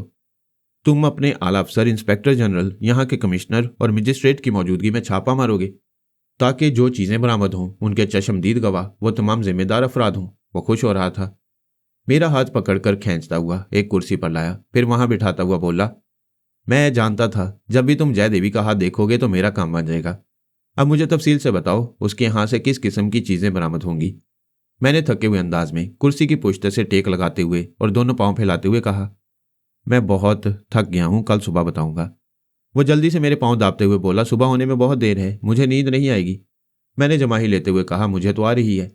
यार, दोस्त की खातिर दोस्त जान दे देता है, तुम मेरे लिए थोड़ी देर जाग नहीं सकते? अच्छी बात है, सुनो, तुम वहां छापा मारोगे तो उसकी अलमारी से फराद के पहने हुए कपड़े बरामद होंगे। वो एकदम से सीधा होकर बैठ गया, उसकी बतीसी निकल आई थी। क्या मैं फरहाद तक पहुंच जाऊंगा? उसके पास पहुंचकर क्या करोगे? जब मैं उसके हाथों में हथकड़ियां डालूंगा और उसे खींचता हुआ अदालत में ले जाऊंगा तो दुनिया के हर मुल्क के अखबारात मेरी बड़ी बड़ी तस्वीरें छाया करेंगे। दुनिया के हर टीवी स्टेशन से मेरा इंटरव्यू नशर किया जाएगा। दुनिया के तमाम दौलतमंद बोरे भर भर कर नोटों की घड़ियां पेश करेंगे, क्योंकि उन्हें फरहाद की टेलीपैथी से खतरा रहता है। वो किसी वक्त में उन्हें कंगाल बना सकता है। अगर तुम उसे गिरफ्तार करना चाहते हो तो तुम्हें यह दुनिया छोड़ना होगी। वो चौंक कर बोला, क्या मतलब? तुम्हारे हाथ में एक लकीर ऐसी है जो तुम्हें खतरे की तरफ ले जाना चाहती है, लेकिन तुम नहीं जाओगे। हाँ, आइंदा तरक्कियां करते करते सारी दुनिया में शोहरत हासिल करना चाहोगे। तब खुद ब खुद उस तबाहकुन लकीर की तरफ निकल जाओगे। वहां फरहाद से सामना होगा और इसके बाद फिर जिंदगी से कभी सामना नहीं होगा। उसने हाथ झटक कर कहा, यार छोड़ो, क्या फरहाद का किस्सा ले बैठे हो? मुझे क्या जरूरत है मैं उसके चक्कर में पड़ूं? हाँ, तो जय देवी के बारे में तुम कह रहे थे, उसके पास फरहाद के पहने हुए कपड़े हैं। इसका मतलब है कि वो उसकी महबूबा है? पहले थी, अब तो फरहाद उसे छोड़कर इस मुल्क से जा चुका है। क्या जय देवी वाकई रानी सरदार है? तुम वहां जाओगे तो सबूत मिल जाएंगे, लेकिन इतने बड़े अरबपति की बीवी रानी सरदार बनकर डाके क्यों डालती है? उसे फरहाद अली तैमूर मजबूर करता था। वो चाहता था रानी सरदार दोहरी जिंदगी गुजारे, शहर में जाकर जय देवी की हैसियत से एक अरबपति की बीवी बन जाए। उसने बड़ी चालाकी से दिलपत रॉय को फांस लिया और उसे जय देवी की बीवी तस्लीम करने पर मजबूर कर दिया। वो मेरी बातें इतनी तवज्जो से सुन रहा था कि उसका मुंह खुल गया और वो हाँ हाँ के अंदाज में सर हिलाता जा रहा था। मैंने कहा, अगर तुम जय देवी की जुबान खुलवाने में कामयाब रहे तो वह इतराफ कर लेगी कि उसका असल नाम रानी सरदार है। फरहाद चाहता कभी वो जंगलों में रहे और कभी शहर में, ताकि खुद फरहाद को कानून से छुपना पड़े तो वो शहर से भागकर जंगलों में पनाह ले सके, और जंगलों में ना रह सके तो फिर शहर की तरफ लौट आए और हर हाल में उसे रानी सरदार की तरफ से पनाह मिलती रहे। वो कायल होकर बोला, तुम दुरुस्त कह रहे हो। अभी एक रात पहले रानी सरदार ने शिमला की एक सराय पर हमला किया था। उसके साथ फरहाद भी था, क्योंकि उसके खुफिया अड्डे को जब पुलिस ने घेरा तो फरहाद ने ही टेलीपैथी के जरिए पुलिस पार्टी को खत्म कर दिया था। अब तुम्हारे बयान के मुताबिक जय देवी की अलमारी में उसके उतारे हुए कपड़े हैं, तो यह साबित हो जाता है कि एक औरत रानी सरदार के नाम से जंगलों में रहती है और कभी कभी डाके डालती है, और जय देवी के नाम से शहर में एक बहुत बड़े रईस की बीवी कहलाती है। क्या तुम्हें मालूम है कि अरबपति दिलपत रॉय मेरे अंकल हैं? उसने बेयकीनी से देखते हुए पूछा, ये तुम क्या कह रहे हो? मैं खुद नहीं जानता था। जय देवी के साथ उनके यहाँ गया तो दिलपत रॉय ने मेरे माँ बाप के मुतालिक पूछा, तब पता चला मेरे पिताजी ब्रिज मोहन और दिलपत राय बचपन में गहरे दोस्त थे और जवानी तक साथ रहे। फिर हालात ने अलग कर दिया। वो वक्तन फवक्तन मिलते रहते थे और एक दूसरे के काम आते रहते थे। अब दिलपत राय का असरार है कि मैं उसके पास आकर हूं। मैंने साफ कह दिया, मैं अपने लंगोटिए यार मंगल पांडे को नहीं छोड़ सकता। मंगल पांडे ने बेचैनी से किसमिस आते हुए कहा, अब तो मुझे जय देवी के बारे में सब कुछ मालूम हो चुका है। जैसा तुमने कहा है वैसा ही करूंगा। हर तरह से मुकम्मल इंतजाम करूंगा ताकि मेरे छापा मारने के बाद वो मेरी गिरफ्त से ना निकल सके और कोई भी बड़ा पुलिस ऑफिसर उस औरत को मेरी गिरफ्त से बचाने की कोशिश ना कर सके। मैं सब कुछ करूंगा।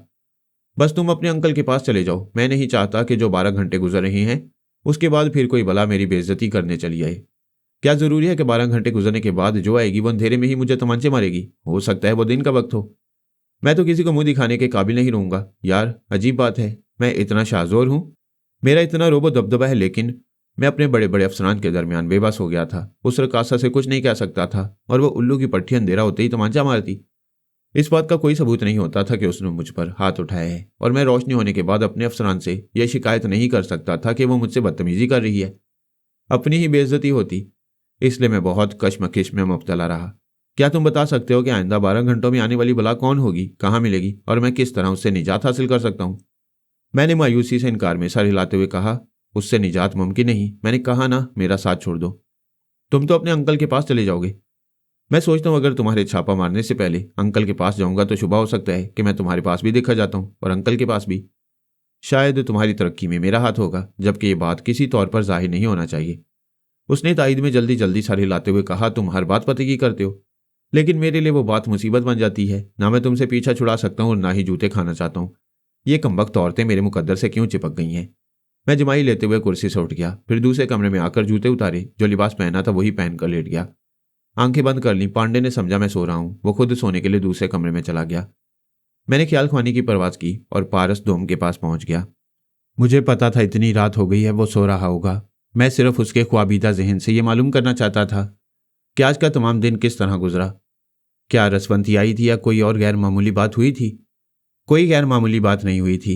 रसवंती कई बार उसके पास आई, तालीम भी देती रही और जहां उसे रखा गया था वहां आसपास के माहौल को समझती भी रही।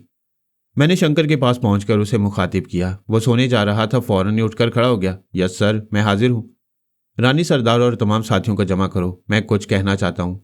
सिर्फ 1 मिनट के अंदर सब ड्राइंग रूम में जमा हो गए। शंकर ने कहा, फरहाद साहब मेरी जुबान से जो कह रहे हैं उसे तवज्जो से सुनो।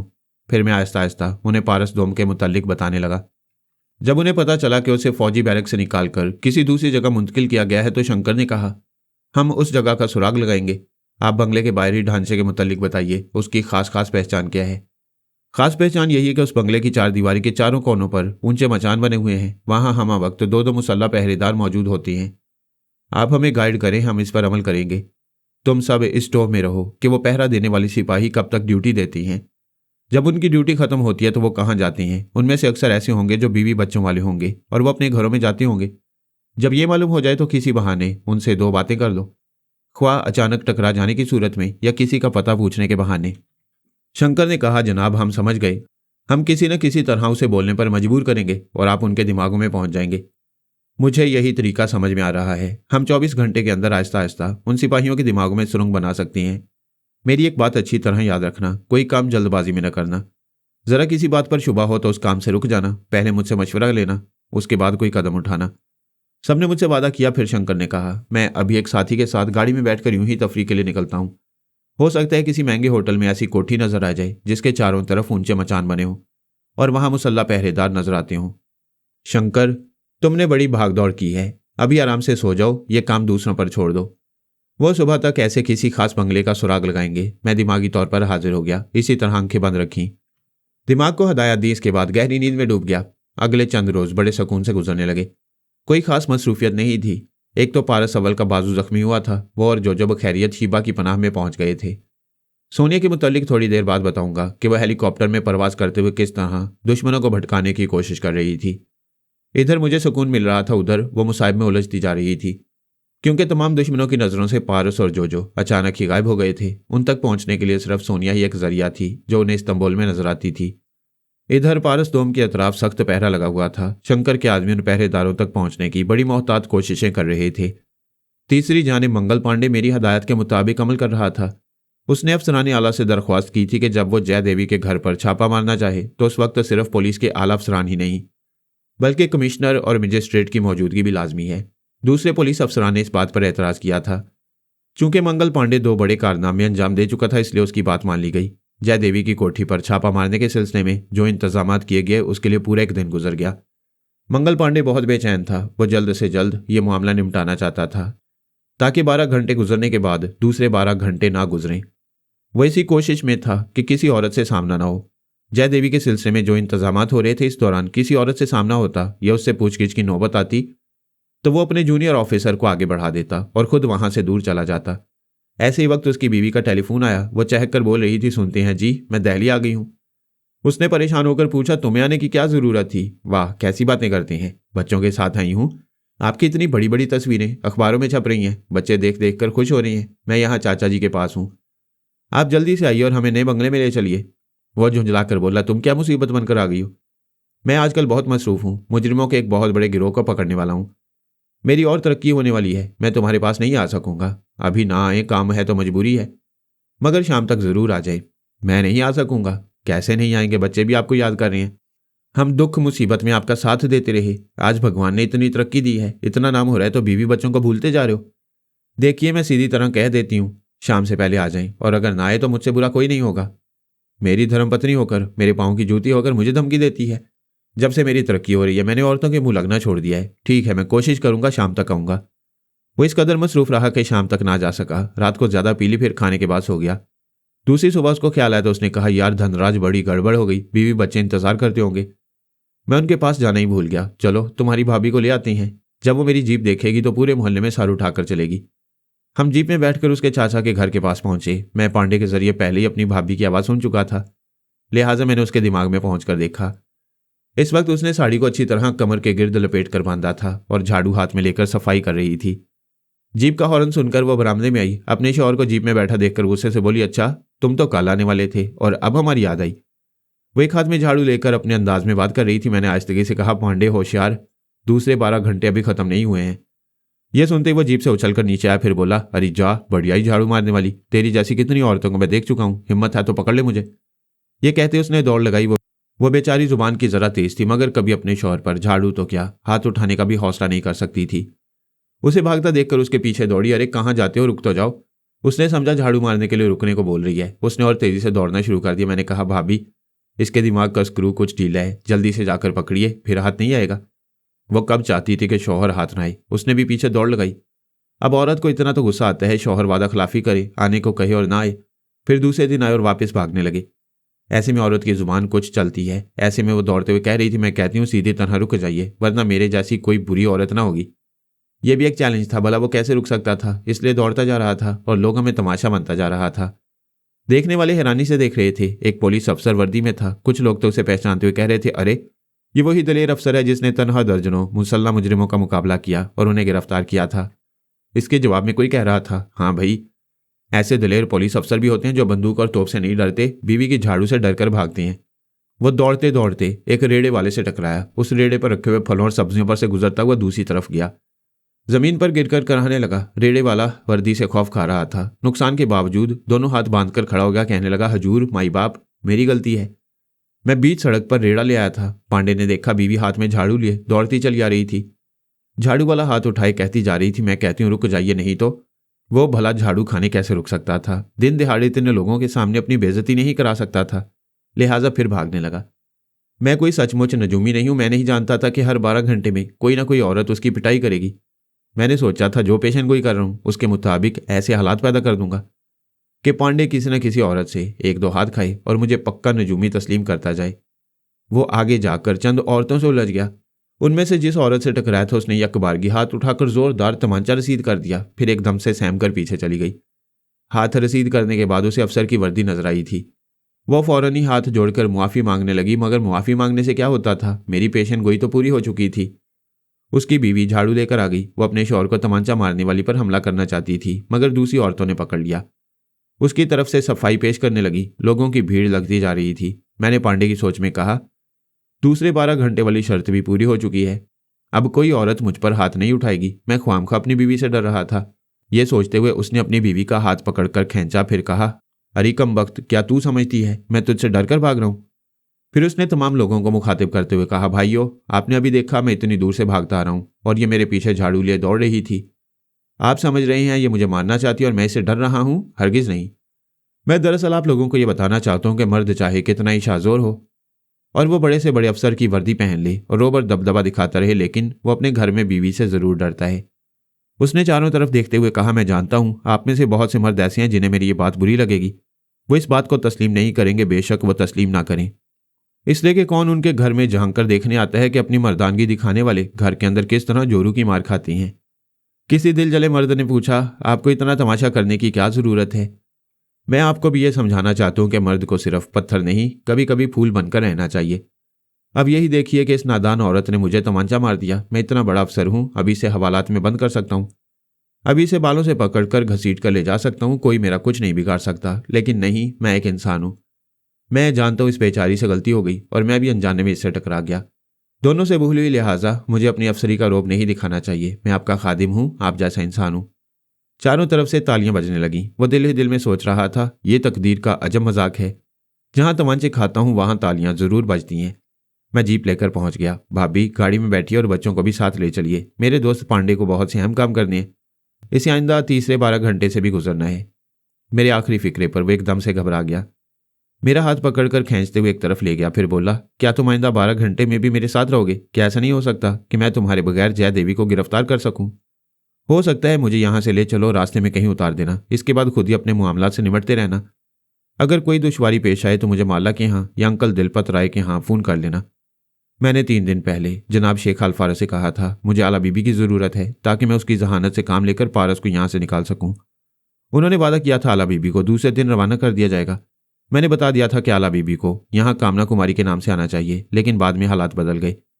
मैं जनाब शेख अल फारस से रब्ता कायम करता तो पहले ही मालूम हो जाता कि आला बीबी मेरा काम नहीं करेगी, बल्कि रसवंती के काम से हिंदुस्तान आएगी। जब मैंने रब्ता कायम किया तो उन्होंने कहा, फरहाद, अचानक ही रसवंती ने मेरे पास आकर ख्याल ख्वानी का राज जाहिर कर दिया है। वो बहुत उलझी हुई थी और कह रही थी उसके बेटे पारस को फौजी बैरक से दूसरी जगह मुंतकिल कर दिया गया है। उसे निकालने के लिए आला बीबी की जहानत और हाजिर दिमागी चाहिए। शेख साहब ने पूछा, बेटी तुम क्या चाहती हो?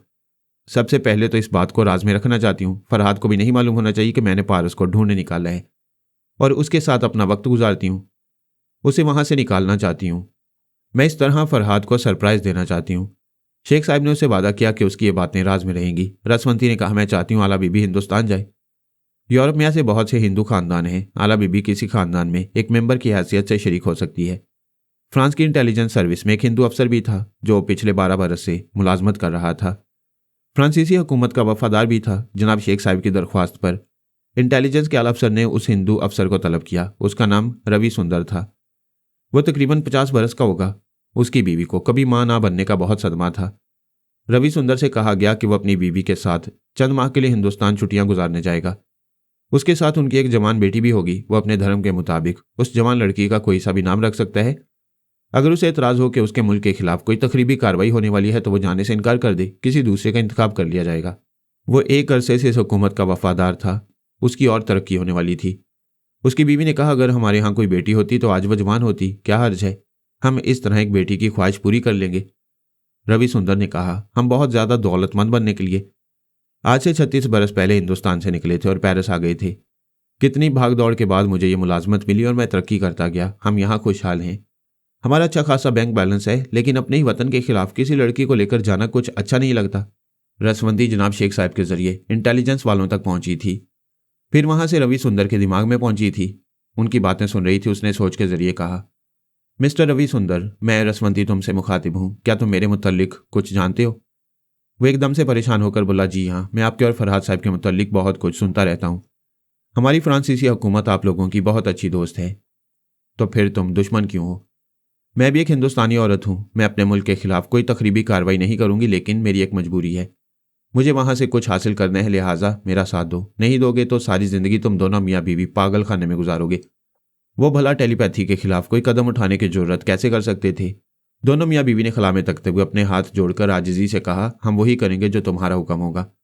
दोस्त बनकर रहोगे तो मैं तुम्हें कभी हुक्म नहीं दूंगी। हाँ, ये हमेशा याद रखना कि कभी मुझसे दुश्मनी करने के लिए एक जरा सी भी सोच तुम में से किसी के दिमाग में आएगी और तुम मेरे खिलाफ हिंदुस्तान में जासूसी करोगे तो मैं जिंदा नहीं छोड़ूंगी।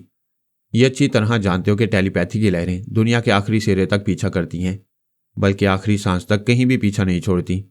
मुख्तसर यह कि रसवंती ने अपना काम बना लिया। मेरी ताज़ा तरीन मालूमात के मुताबिक आला दिन दूसरे दिन रवि सुंदर और उसकी बीवी के साथ उनकी जवान बेटी कुमारी सपना बनकर हिंदुस्तान पहुंचने वाली थी। मेरी टीम में 2 टेलीपैथी जानने वाली औरतें हैं। शीबा ने एक अलहदा रास्ता इख्तियार किया, लेकिन पारस के मामले में वो भी मजबूर हो गई और वो इस सिलसिले में सोनिया की जहानत को इस्तेमाल कर रही थी। इधर रसवंती ने आला बीबी की जहानत और हाजिर दिमागी का सहारा लेना शुरू किया। ये दोनों टेलीपैथी जानने वालियां इस कदर गैर मामूली सलाहियत रखने के बावजूद सोनिया और आला बीबी की मोहताज थीं। शंकर और रानी सरदार सब मिलकर पारस दोम के सिलसिले में कोशिशें कर रहे थे। वो अब तक 2 मुसल्लह फौजी जवानों से मिल चुके थे। इस मुलाकात के लिए उन्होंने बड़ी एहतियात से काम लिया। चुपचाप उनकी निगरानी करने के बाद, फिर ताकुब करने के बाद उनके घरों तक पहुंच पाए। इसके बाद रानी सरदार और शंकर मियाँ बीवी की हैसियत से एक फौजी के घर गए। दरवाजे पर दस्तक देने के बाद जब वो आया तो उससे पूछा, क्या इस मोहल्ले में कोई मकान किराए पर मिल सकता है? उससे शख्स ने कहा, भाई मैं फौज का आदमी हूँ, आज 6 महीने के बाद बीवी बच्चों से मिलने आया हूँ। आप मकान के सिलसिले में किसी और से दरियाफ्त करें। इस तरह दूसरे फौजी जवान से भी दूसरे अंदाज में मुलाकात की गई। ऐसे वक्त में उनके लबे लहजे को अच्छी तरह ज़हन नशीन कर चुका था। वो फौजी जवान ड्यूटी के वक्त गूंगे बन जाते थे, आपस में एक दूसरे से गुफ्तगू नहीं करते थे, ख्वाह कितनी ही ज़रूरत पेश आए। वो आला अफसरान की हदायत पर अमल करते थे ताकि उनकी आवाज़ दीवार को भी ना सुनाई दे। अल्लाह ताला ने इंसान को बोलने के लिए ज़ुबान दी है, सुनने के लिए कान दिए हैं, देखने के लिए आंखें दी हैं। जो कुछ अल्लाह ताला का दिया है उसे इंसान अच्छी तरह इस्तेमाल करने पर मजबूर है, और ना करे तो अजीब सी बेचैनी में मुब्तला हो जाता है। आदमी जुबान रखकर घंटों गूंगा नहीं रह सकता। वो कुछ ना कुछ बोलना चाहता है। किसी से कुछ ना बोल सके तो तन्हाई में ज़ेरे लब बुड़बुड़ाना चाहता है। अगर बुड़बुड़ाना पागलपन की अलामत है तो हौले हौले गुनगुनाना चाहता है। किसी न किसी तरह अपने हलक से आवाज़ निकालना चाहता है। जुबान हिलाना चाहता है, अल्फाज अदा करके खुद सुनना चाहता है कि वो किस तरह बोलता है या किस तरह गाता और गुनगुनाता है। एक वक्त में एक मचान पर 2 मुसल्लह सिपाही हुआ करते थे। इस तरह 4 मचानों पर 8 सिपाही होते थे। उनकी ड्यूटी 8 घंटे तक रहती थी। इसके बाद दूसरे सिपाही उनकी जगह आ जाते। इस तरह 24 सिपाही थे जो पारस के सिलसिले में राजदार बनाए गए थे, और इन 24 सिपाहियों को सख्ती से हुक्म दिया गया था कि वो ड्यूटी के बाद सीधे बैरक में चले जा करें। इन सिपाहियों को अव्वल तो छुट्टी नहीं मिलती थी। अगर किसी मजबूरी के तहत मेडिकल रिपोर्ट के मुताबिक छुट्टी देना पड़ जाती तो इन्हें हिदायत की जाती कि वो बाहर किसी अजनबी से कतई गुफ्तगू ना करें। लेकिन कौन कहाँ तक एहतियात बरत सकता है, कहीं ना कहीं तो लग्जिश होती ही है। जब वो ड्यूटी के बाद बैरक में जाते तो एक दूसरे से खुलकर गुफ्तगू करते। वहां पूरा इत्मीनान था कि कोई भी टेलीपैथी जानने वाला उनकी आवाज़ नहीं सुन सकेगा। वो कभी सोच भी नहीं सकते थे कि 24 सिपाहियों में से 2 जवान मेरे आलाकार बन चुके हैं और उनके जरिए मैं रफ्ता रफ्ता बाकी सिपाहियों के दिमागों में भी पहुंचता जा रहा हूं।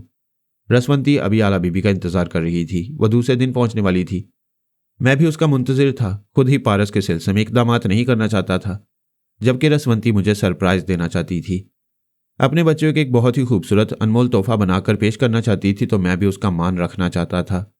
उसकी लाइल्मी में आला बीबी की मदद करना चाहता था ताकि उसे ज़्यादा से ज़्यादा आसानियां फराम कर सकूं और वह पारस को यहां से ले जाने के सिलसिले में अपनी जहनी सलाहियतों का भी मुजाहरा कर सके। उधर मंगल पांडे की शोहरत के डंके बजने लगे। तमाम अखबारात में उसकी बड़ी बड़ी तस्वीरें और कारनामे शाया किए जा रहे थे। उसने एक ऐसी औरत को गिरफ्तार किया था जो दोहरी जिंदगी गुजारती थी। ये दिल्ली शहर में अरबपति शौहर दिलपत रॉय की बीवी बनकर रहती थी, और ये बात दिलपत रॉय को मालूम नहीं थी। दूसरी तरफ वो जंगलों में रानी सरदार बनकर खुफिया अड्डों में कभी कभी वक्त गुजारती और वहां के करीबी इलाकों में डाके डालती। इस कारनामे का सबसे अहम पहलू यह था कि वो औरत जो एक वक्त में जयदेवी भी थी और रानी सरदार भी, वो फरहाद अली तैमूर की महबूबा थी और उसके इशारों पर दोहरी जिंदगी गुजारती थी ताकि फरहाद को कभी जंगलों में और कभी शहरों में उसके जरिए पनाह मिलती रहे। मंगल पांडे ने अखबारात के जरिए एक दावा करते हुए कहा था, रानी सरदार का केस उसके हाथों में देर से दिया गया। अगर एक दिन पहले ये केस मिल जाता तो वह फरहाद अली तैमूर को भी गिरफ्तार कर लेता और उसे मुल्क से बाहर जाने का मौका न देता। मैं यकीन से नहीं कह सकता था कि जय देवी कितने अरसे तक मेरे तनवीमी अमल के जरिए असर रहेगी। यह असर कभी तो ख़त्म होना था, और जब ख़त्म होता ऐसे वक्त में मैं उसके पास मौजूद ना होता तो वह सारा भांडा फोड़ सकती थी। उसने आज तक नफरत की आग में जलते हुए ना जाने कितने मर्दों को कत्ल किया। वैसे भी वो सजाए मौत की मुस्तहिक थी। मैं उसे सजा ना देता तो कानून देता, लिहाजा मैंने ही उसके लिए सजा तजवीज़ की। जब उसके खिलाफ सबूत फराहम होने लगे और उसे गिरफ्तार किया गया तो उसने मेरी मर्जी के मुताबिक अचानक एक अफसर के हॉलिस्टर से रिवॉल्वर निकालकर धमकी दी, खबरदार कोई मेरी तरफ ना आए, वरना मैं किसी को भी गोली मार सकती हूँ। तमाम अफसरान खुशफहमी में थे। उसे चारों तरफ से घेर लिया गया था। वो मजबूर थी, लेकिन उसने देखते ही देखते उन सबको मजबूर कर दिया था। एक अफसर ने कहा, जय देवी तुम ज़्यादा से ज़्यादा 1-2 को मार सकती हो, इसके बाद तुम्हारा क्या अंजाम होगा? मैंने अब से पहले बेशुमार कत्ल किए हैं, अंजाम के मुतल्लिक कभी नहीं सोचा। आज अपना अंजाम देखकर सोच रही हूँ, फरहाद से दिल लगाकर बहुत बड़ी गलती की। मैं मर्दों से सख्त नफरत करती थी, लेकिन उसने मेरे दिमाग को तस्खीर कर लिया और मुझे अपना बना लिया। रफ्ता रफ्ता मैं उससे मोहब्बत करने लगी। वो बदतरीन हरजाई है। आखिर मुझे छोड़कर भाग गया। मंगल पांडे ने बड़े अफसरान के दरमियान सीना तान कर कहा, रानी सरदार मैं दावे से कहता हूँ, अगर हुकूमत ने मुझे मुल्क से बाहर फरहाद को गिरफ्तार करने के लिए भेजा तो मैं उसे हथकड़ियाँ और बेड़ियाँ पहना कर लाऊंगा। हो सकता है तुम्हारे साथ ही उसे किसी जेल में कैदी बनाकर रखा जाए। फिलहाल ये रिवॉल्वर फेंक दो, वरना मैं बहुत बुरा आदमी हूँ। वो तंजिया अंदाज में मुस्कुराते हुए बोली, जब मैंने अपनी बुरी जिंदगी को नहीं समझा तो तुम्हारे जैसे बुरे आदमी को क्या समझूंगी? बाय द वे मैं किसी को हलाक नहीं करूंगी, मैं खुद को हलाक करने जा रही हूँ। अभी आखिरी बार फरहाद को पुकार रही हूँ। अगर मुझसे मोहब्बत है तो वो मेरे दिमाग में आकर बोले, मुझे मरने से रोक ले, मुझे कानून की गिरफ्त से निकाल कर ले जाए। फरहाद तुम कहाँ हो फरहाद, आवाज़ दो, वरना मैं अपने आप को गोली मारने वाली हूँ। उसने 2-4 बार मुझे आवाज़ दी। इसके बाद रिवॉल्वर की नाल को कनपट्टी से लगाकर गोली चला दी। ये तमाम तफसीलात अखबारात में शाया हुई थी। जयदेवी की मौत जिस तरह हुई उसे साबित हो रहा था कि फरहाद इस मुल्क में नहीं। अगर होता तो उसे खुदकुशी करने से रोकता और कानून की गिरफ्त से निकालने की कोशिश करता। ये बात सब जानते और मानते भी हैं कि वो जिससे एक बार ताल्लुक कायम करता है उसे बेमौत मरने नहीं देता और ना ही कानून के हाथों में जाने देता है। रानी सरदार और शंकर वगैरह की खुशियों का कोई ठिकाना ना था। उन पर से रानी सरदार के नाम से होने वाली डकैती के सारे इल्जामात मिट चुके थे। अब कोई उनके माजी को खरीद नहीं सकता था, ना ही उन्हें किसी मौके पर डाकू साबित कर सकता था। वो मुअज़्ज़ज़ शायरी की हैसियत से जिंदगी गुजार सकते थे। मंगल पांडे के पांव जमीन पर नहीं पड़ रहे थे। वो तो जैसे आसमानों पर उड़ा जा रहा था। उसे बड़ी बड़ी महफिलों में हाथों हाथ लिया जाता। तमाम अफसरान उसकी इज्जत भी करते और उससे हसद भी करने लगे। सरकारी तौर पर ऐलान किया गया कि उसे 50,000 रुपये इनाम में दिए जाएंगे। मेरे कहने पर अंकल दिलपत रॉय ने उसे चुपचाप 50,000 रुपये और देते हुए कहा, यह रिश्वत नहीं है बल्कि इस बात का इनाम है कि आपने मुझे एक बहुत बड़ी बला से निजात दिलाई है। मैं इन 50,000 का जिक्र किसी से नहीं करूंगा। पांडे ने वो रकम रख ली। सरकार की तरफ से भी 50,000 मिलने वाले थे। इस तरह वो पहली बार खुद को लखपति महसूस कर रहा था। ऐसे वक्त मुझे बहुत याद करता, सोचता था इसमें से 2-4 हजार धनराज को देना चाहिए। बेचारा गरीब आदमी है, मेरे कितने काम आता रहा है और शायद आइंदा भी आएगा। वो मेरे मुतल्लिक बहुत कुछ सोचता था, लेकिन मुझसे मिलने की जुर्रत नहीं करता था। मिलने के ख्याल से ही लरस जाता था कि वो 12 घंटे वाली तकदीर की शराइत पूरी होंगी। अब तक जितनी इज्जत कमा चुका है वो औरतों से मार खाते खाते खाक में मिल जाएगी। लिहाजा उसे धनराज से कभी मुलाकात नहीं करना चाहिए। मैं इस शहर में रहकर अपने तहफ़्फ़ुज़ का मुकम्मल इंतजाम कर चुका था। कोई मेरी मौजूदगी का शुबा नहीं कर सकता था। रानी सरदार वगैरह पर आंच नहीं आ सकती थी। पारस दोम को वहां से निकालने के सिलसिले में तकरीबन तमाम रास्ते हमवार कर चुका था। इस सिलसिले में सिर्फ आला बीबी का इंतजार था। इस्तांबुल में शीबा, आमना और सोनिया हमारे पारस अव्वल के लिए जद्दोजहद कर रही थी और अब दिल्ली में रसवंती और आला बीबी की जद्दोजहद का आगाज होने वाला था।